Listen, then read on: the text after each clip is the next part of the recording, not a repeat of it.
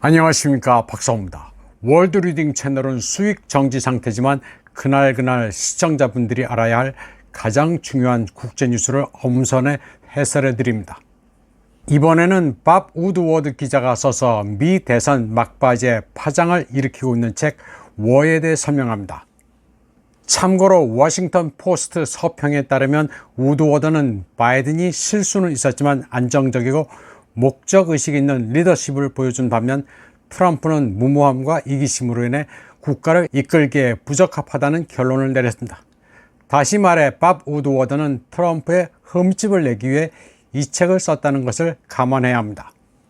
밥 우드워드는 우선 도널드 트럼프 전 미국 대통령이 2021년 퇴임 이후 블라디미르 푸틴 대통령과 7번이나 전화통화를 했다고 주장했습니다. 그러나 이에 대해 드미트리 페스코프 크렘린 대변인은 선거 전 정치 캠페인 맥락에서 흔히 볼 수 있는 허위 스토리라고 말했습니다. 밥 우드워드는 트럼프와 푸틴의 전화통화 얘기는 익명의 트럼프 보좌관의 주장에 의거한 것이라고 말합니다. 그런데 트럼프 진영 측은 정신착란 증후군을 앓고 있는 저자가 꾸며낸 이야기라고 일축했습니다. 뉴욕타임즈도 현직, 전직 백악관 공무원과 정보 커뮤니티에 알아본 결과 저자가 인용한 20명의 소식통들은 책에 묘사된 트럼프, 푸틴 간 전화통화에 대해 알지 못한다고 대답했습니다. 밥 우드워드는 민주당과 짜고 소위 러시아 게이트라는 찬밥을 다시 데우는 것으로 보시면 됩니다. 시점이 절묘합니다. 대선을 목전에 둔 지금 이런 내용들을 책으로 쓰면 팩트 체크고 뭐고 필요가 없습니다. 시간이 지나가면 그만입니다. 밥 우드워드는 책에서 코비드 팬데믹 초기 미국에서 의료 장비가 모자랐을 때 트럼프가 푸틴에게 코비드-19 테스팅 장비를 보내줬다고 주장했습니다. 밥 우드워드는 이때 푸틴이 남들이 알면 당신에게 화를 낼 테니 이 일은 다른 사람에게 말하지 않았으면 했다는 말을 트럼프에게 했다고 주장했습니다. 밥 우드워드의 주장에 편승해 카말라 해리스는 미국인들도 코비드 테스트 장비가 아쉬운 시점에 트럼프가 잔혹한 독재자에게 그걸 보냈다고 비난했습니다. 우드워드는 또 린지 그레이엄 상원 의원의 트럼프 평가에 대해서도 썼습니다. 그는 트럼프 별장 마라라고에 가는 것은 북한에 가는 것과 비슷하다고 말했다고 합니다. 트럼프가 입장할 때 다들 일어나 박수를 친다면서 이같이 말했다고 합니다.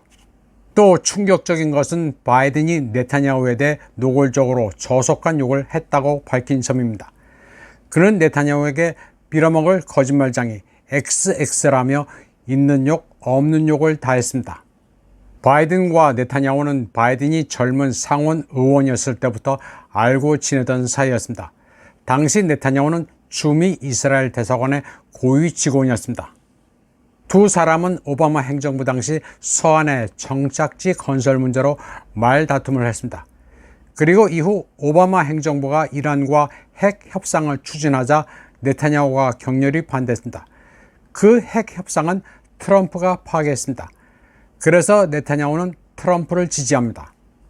네타냐후는 또 2021년 하마스와의 11일 전쟁에서 바이든이 디에스컬레이션을 종용한 데 대해서도 앙심을 품고 있습니다.